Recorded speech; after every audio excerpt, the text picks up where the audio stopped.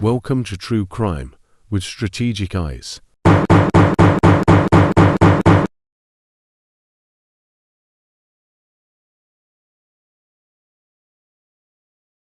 Strategic back again. What's going on, guys? So there's something up with Kissimmee, Florida. I mean, I'm starting to believe that Kissimmee, Florida is like a black hole, right? Like this is a place where we might need to declare a state of emergency. We might need to evacuate all of the good, kind-hearted, honorable, red-blooded Americans out of there and cordon off that area like that Escape from New York movie. Just make it be a lawless area for pedophiles, because that just appears to be who seems to gravitate to that area, ladies and gentlemen. And why do I say that for, guys? I say that because last August, right? And I know this is last August, but the reason why I'm bringing it up now is because the correction officer who saved an 11-year-old girl from being abducted and God knows what else from a bus stop is finally being honored, which is great. You know, sometimes these big accolades take time for people to get it. People recognized him as a hero when he did it, but now he's being officially honored with an award from the Children's Day Citizen of the Year Award, the Missing Children's Day Citizens of the Year Award, which is awesome. The guy deserves it. We're going to play the news story, and we're also going to read out how horrible this situation was and how grateful we are that this correction officer who works for the Orange County Sheriff's Department happened to be in the area and was able to help apprehend this guy. But something's got to give, ladies and gentlemen, because it seems like every time we cover something related to children being missing in Florida, it happens in the Kissimmee, Orange County, Orlando area, and I don't understand why. Maybe it's because it's Disney and this is a place where children gravitate to, but it's not even like they're tourists that this is happening to. This is like local people, local children who live in that area. But once again, maybe because it's Disney, these evil, disgusting people who should, in my opinion, be getting capital punishment, even though Florida is doing the right thing. I do think that the bar should be a little bit lower, that if you're going to abuse our children, you either should get an exorbitant amount of time in prison, or B, you should be euthanized by the state. But this guy maybe does not fall under that category of being euthanized by the state, but he certainly should spend a significant portion of his life in prison, because we're going to listen, or rather we're going to read what he had to say about why he did what he did to this 11-year-old girl. Let's start off with the news and then let's go to the actual article. Let's listen to this.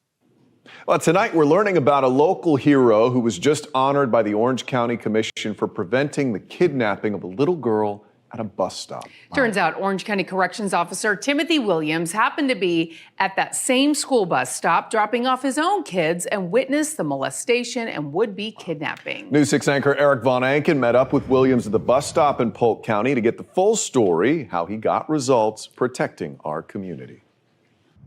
This is the school bus stop, and this is Officer Williams, who is also, by the way, the Citizen of the Year awarded from the Florida Department of Law Enforcement, because, nice. Officer Williams, it is quite obvious that a little girl... Don't be humble. You are a great American, sir. No, I'm just joking. He's being very humble, and I love this guy right now. You are a great American and a hero, sir. Let's keep going. ...is alive and well because of you. Yes. Tell me that story. What happened? Well, I was in my role as a parent, pulled up to the bus stop, waiting for the bus stop with my kids, my two boys, when I noticed a male subject walking back and forth, pacing back and forth. This is the man who was pacing, according to the arrest report. Bastard. Nelson Perez Jr. He lives just down the road from the bus stop. Perez said nothing to the 11-year-old girl. Officer Williams says just walked up to her on the sidewalk and put his arms around her. How did he put his arms around her? He ran behind her like this. He started grabbing down in the shorts area. And you're being real descriptive there, officer, but thanks for letting us know exactly what happened. Wow, look how terrifying that probably was for that little girl. He grabbed her and then he went to her private parts. He grabbed her and then he went to her private parts. This is what the children of the world have to deal with on a daily basis. If we see this stuff happen in America, can you guys imagine what's happening in these other countries that are lawless?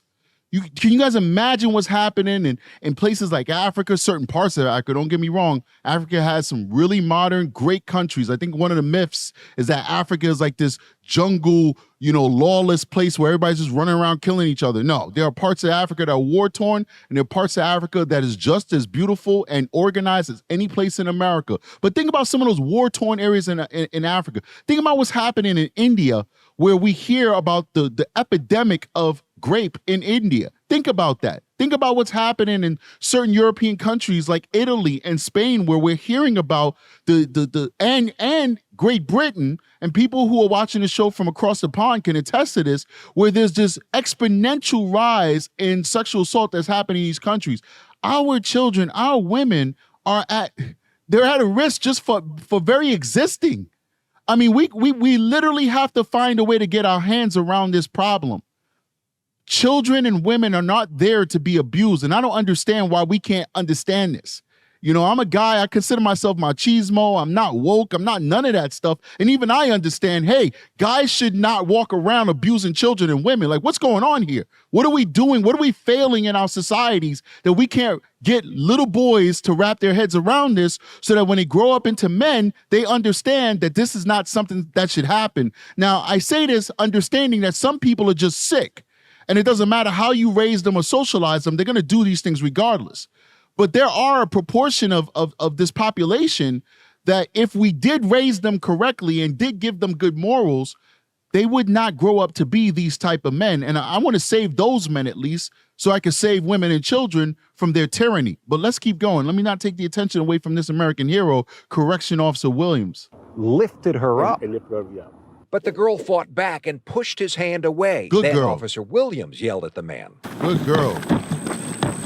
So then he takes off running. Take off running. He ran to the second block. And you followed with your car. I followed with my car to the second block. This is surveillance video from the Polk County Sheriff's Office that investigators say shows Perez running away until Officer Williams caught up, ordered him on the ground, and held him until deputies got there. We didn't know anything about this kidnapping because we're down here in Polk County until I saw in a newsletter from one of the commissioners that you were being honored by the Orange. So it wasn't even covered by the news, ladies and gentlemen. This wasn't even covered by the news until the news found out that he was being honored. And thank God that the news was willing to say, hold on here, we need to bring this to national attention. Because right now on the Strategic Eyes show, after I post this video, this is going to be international attention that Correction Officer Williams got. And you deserve it, Correction Officer Williams. From one officer to another, I am proud of you. Thank you for standing up for your community. Thank you for not turning a blind eye. Thank you for fighting for children, Correction Officer Williams. You, your community, and your family should certainly be proud of you and your actions that day. But let's keep going. Thank you to the news also for bringing this awareness to this tragic circumstance and to this hero officer. Orange County Commission. Yes. Like, I didn't expect any attention. I just was doing what any parent would do.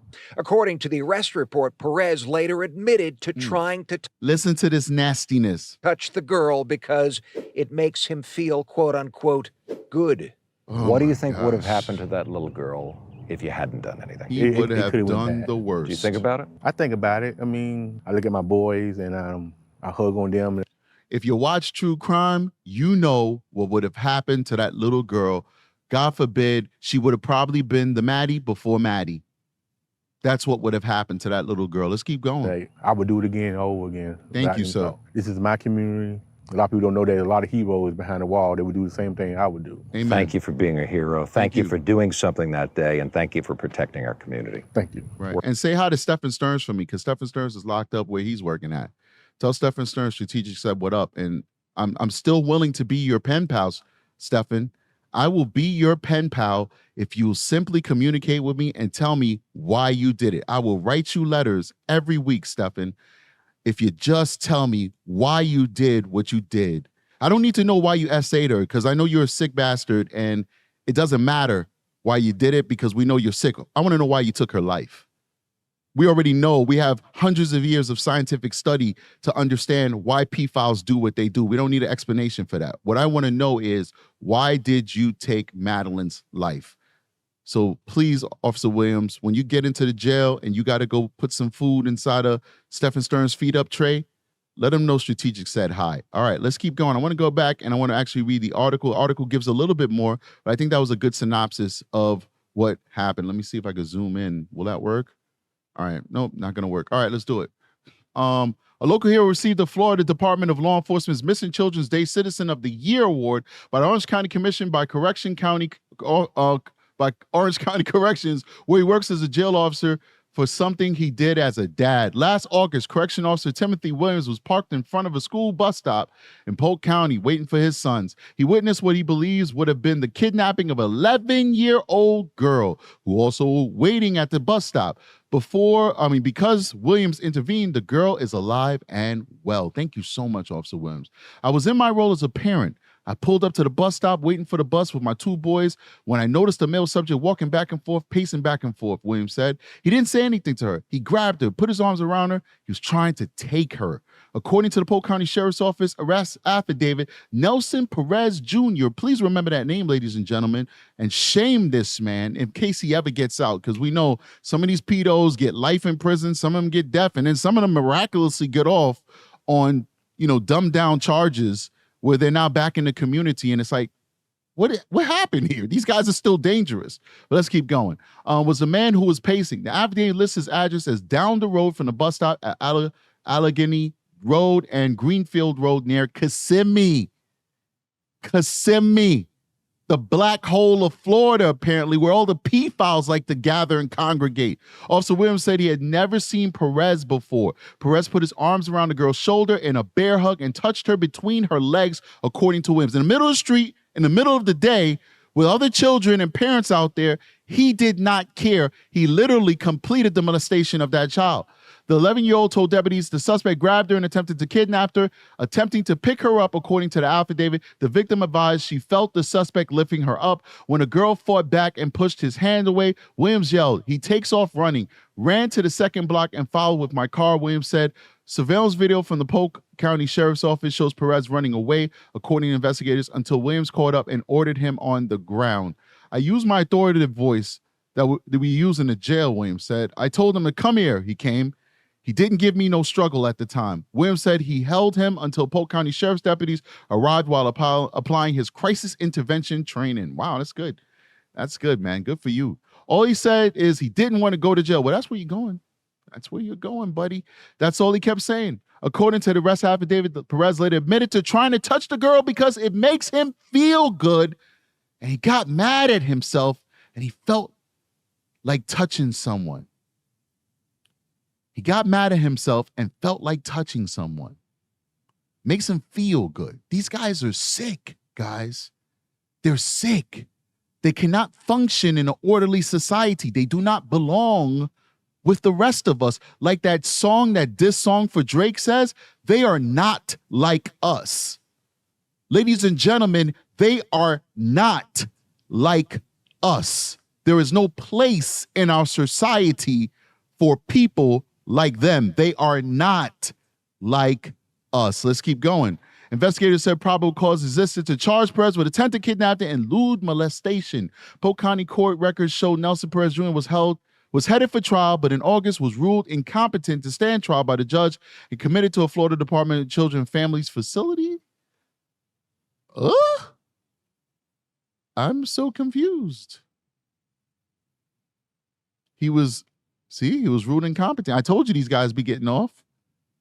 He was ruled incompetent to stand trial by the judge and committed to a Florida Department of Children and Families facilities. Now, I assume that the Department of Children and Families also operates psychiatric wards. That's what I assume. But I'm sure you folks from Florida can find out for me if that's actually the case. I would hope that he's not in a group home. He certainly doesn't look like he's a juvenile. He looks like a grown man. But he was headed for trial, and the judge determined that he was not competent enough to stand trial for what he did to that 11-year-old child. So instead, he was placed in a facility run by the Florida Department of Children and Families. Maybe that's justice. What do I know? I don't know this guy's case file. I don't know his psychiatric report. I don't know what the judge took a look at.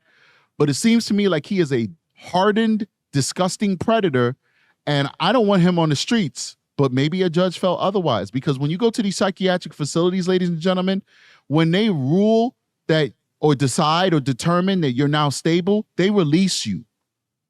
Once you start taking your medication and you know, they're not going to release you right away, but you know, you got a year or two of being stable on your medication, they release you.